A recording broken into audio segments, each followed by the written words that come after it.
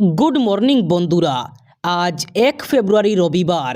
আজকের সকালের বরাক তথা সমগ্র আসামের গুরুত্বপূর্ণ খবরগুলি হল: রাজ্যের লাখ লাখ মহিলাদের জন্য আসতে চলেছে সুখবর। এবার মুখ্যমন্ত্রী ডক্টর হিমন্ত বিশ্ব শর্মা আবারও ঘোষণা করলেন, বহাগ বিহুর আগে লাখ লাখ অরুণোদয় হিতাধিকারীদের দেওয়া হবে বিরাট উপহার। আগামী 20 ফেব্রুয়ারি রাজ্যের অরুণোদয় প্রকল্পের লক্ষ লক্ষ হিতাধিকারীদের অ্যাকাউন্টে আসবে 8,000 টাকা করে। বহাগ বিহুর আগে অরুণোদয় প্রকল্পের হিতাধিকারীদের এই উপহার দেবে রাজ্য সরকার। মুখ্যমন্ত্রী ডক্টর হিমন্ত বিশ্ব শর্মা আগেই ঘোষণা করেছিলেন যে 20 ফেব্রুয়ারি রাজ্যের অরুণোদয় হিতাধিকারী মহিলাদের অ্যাকাউন্টে আসবে 8,000 টাকা। আজ উচ্ছেদ ঘিরে রণসজ্জা। দামছড়ায় মোতায়েন করা হলো বিশাল মেডিকেল টিম। হাইলাকান্দি জেলার দামছড়া বনাঞ্চলকে কেন্দ্র করে গত কয়েকদিনের টানটান উত্তেজনা এবং প্রশাসনের সাময়িক নমনীয়তার পর এবার উচ্ছেদ অভিযানের প্রস্তুতি চূড়ান্ত পর্যায়ে। ইতিপূর্বে এক বিশ্বস্ত সূত্রে জানা গেছে যে প্রজাতন্ত্র দিবস ও পরিস্থিতির উপর গুরুত্ব বিবেচনা করে প্রশাসন 26 জানুয়ারি পর্যন্ত উচ্ছেদ প্রক্রিয়া স্থগিত রেখেছিল।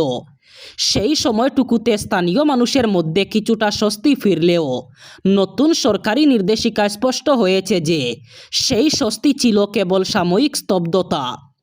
উচ্ছেদের বিষয়টি এখন কেবল গুঞ্জন নয়, বাস্তব রূপ নিয়েছে। হাইলাকান্দি স্বাস্থ্য বিভাগের যুগ্ম সঞ্চালকের পক্ষ থেকে জারি করে সাম্প্রতিক নির্দেশে জানানো হয়েছে, 1 ফেব্রুয়ারি থেকে 3 ফেব্রুয়ারি পর্যন্ত ইনার লাইন রিজার্ভ ফরেস্টের অন্তর্গত দামছড়া মণিপুরি সিট, কুকিটিলা, কুকিনালা এবং উজান দামছড়া এলাকায় এই উচ্ছেদ অভিযান বড় আকারে পরিচালিত হবে। ডিএনএ টেস্ট করা হোক মিয়াদের। আধার কার্ড অথবা অন্য নথি পরীক্ষা করে কোনো লাভ নেই। ভুয়ো নথি বানিয়ে বাংলাদেশি মিয়ারা হতে পারেন ভারতীয়। সরকারকে এমনই আহ্বান জানালেন হিন্দুত্ববাদী নেতা প্রবীণ ভাই টোগারিয়া। তিনি বলেন, ডিএনএ টেস্ট করলেই শনাক্ত করা যাবে কে বাংলাদেশি আর কে ভারতীয়।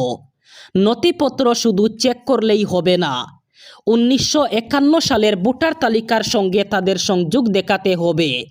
সেই সাথে ডিএনএ টেস্ট করতে হবে মিয়াদের। যাদের ডিএনএ মিলবে তাদের নাগরিকত্ব দেওয়া হোক। ডিএনএ টেস্টের জন্য ফর্ম ফিল আপ না করা মিয়াদের ডিটেনশন ক্যাম্পে পাঠিয়ে দিন। এভাবে করলে মাত্র 2 মাসের ভিতরেই বাংলাদেশি মুক্ত হবে অসম। 1 মাসের ভিতরে বাতিল করা হোক মিয়াদের রেশন কার্ড। বেদখল করা মিয়াদের গ্রেফতার করা হোক। এমবিবিএস ডিগ্রি লাভ করা বাংলাদেশিদের ডিগ্রি বাতিল করা হোক। এমনই বিস্ফোরক দাবি করলেন হিন্দুত্ববাদী নেতা প্রবীণ ভাই টোগারিয়া। আজ 1 ফেব্রুয়ারি সংসদে 2026 সালের কেন্দ্রীয় বাজেট পেশ করবেন অর্থমন্ত্রী নির্মলা সীতারমণ। এটি হবে তার 9ম বাজেট। আজ বাজেট ঘিরে সাধারণ মানুষের প্রত্যাশা তুঙ্গে। বিশেষ করে মধ্যবিত্ত, বেতনভোগী, কৃষক এবং রেলযাত্রীদের মধ্যে বাজেট ঘিরে তুঙ্গে প্রত্যাশা। সরকারের তরফে আয়কর, রেলওয়ে এবং সামাজিক কল্যাণমূলক প্রকল্পে একাধিক গুরুত্বপূর্ণ ঘোষণার সম্ভাবনা রয়েছে। আয়কর ক্ষেত্রে বেতনভোগী শ্রেণীর জন্য বড় স্বস্তির ইঙ্গিত মিলতে পারে। সেই সাথে কৃষকদের জন্য প্রধানমন্ত্রী কিষাণ সম্মান নিধি যোজনাতেও বড় পরিবর্তনের সম্ভাবনা রয়েছে। আজ রেলওয়ে খাতেও উল্লেখযোগ্য ঘোষণার সম্ভাবনা রয়েছে।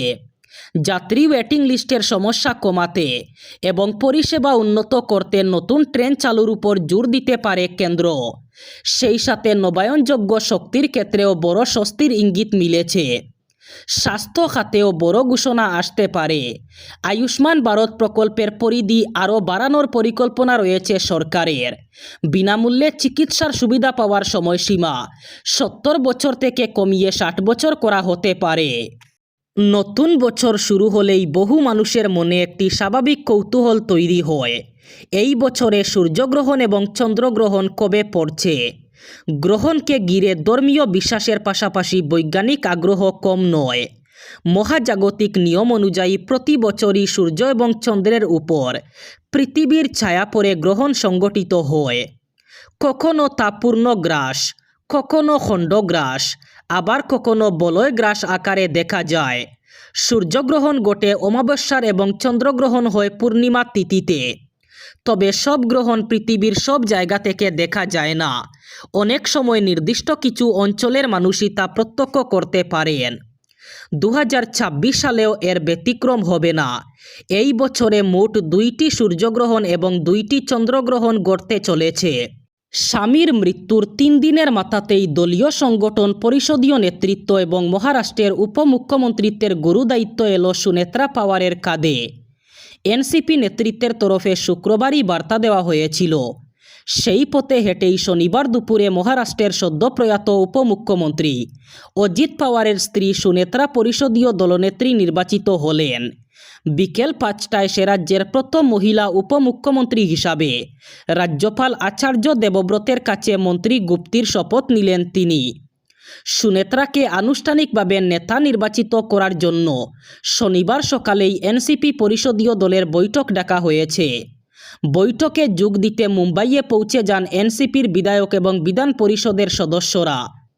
বিধানসভা ভবনে আয়োজিত বৈঠকে সর্বসম্মতভাবে পরিষদীয় দলনেত্রী নির্বাচিত হন তিনি।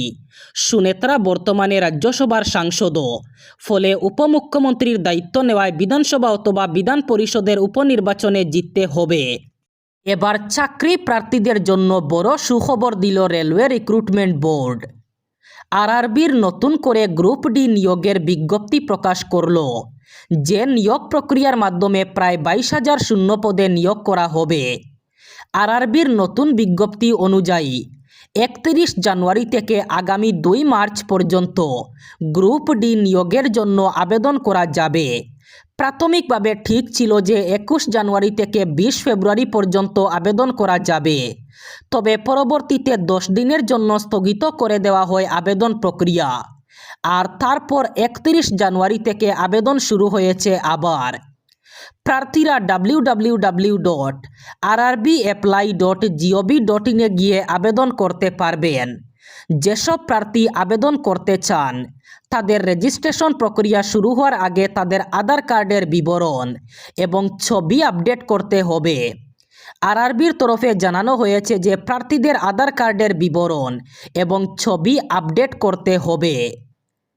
প্রার্থীদের অনলাইন আবেদন করার সময় আধারের সঙ্গে প্রাথমিক তথ্য যাচাই করতে হবে।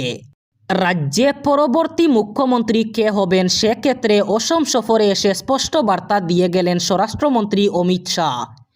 একই দিনে 2 বার ডক্টর হিমন্ত বিশ্ব শর্মাকে পরবর্তী মুখ্যমন্ত্রী হিসাবে ঘোষণা করে তার নেতৃত্বে রাজ্যে তৃতীয়বার বিজেপি সরকার গঠন করার আহ্বান জানান তিনি।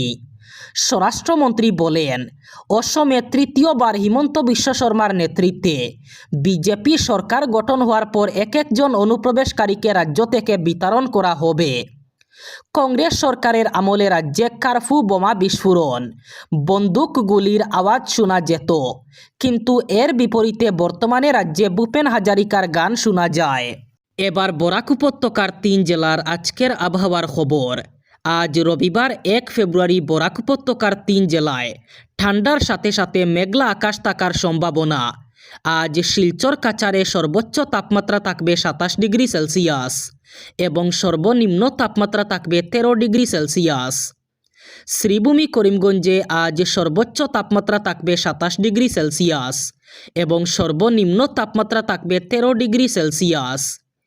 একইভাবে হাইলাকান্দি জেলায়ও আজ সর্বোচ্চ তাপমাত্রা থাকবে 27 ডিগ্রি সেলসিয়াস এবং সর্বনিম্ন তাপমাত্রা থাকবে 13 ডিগ্রি সেলসিয়াস।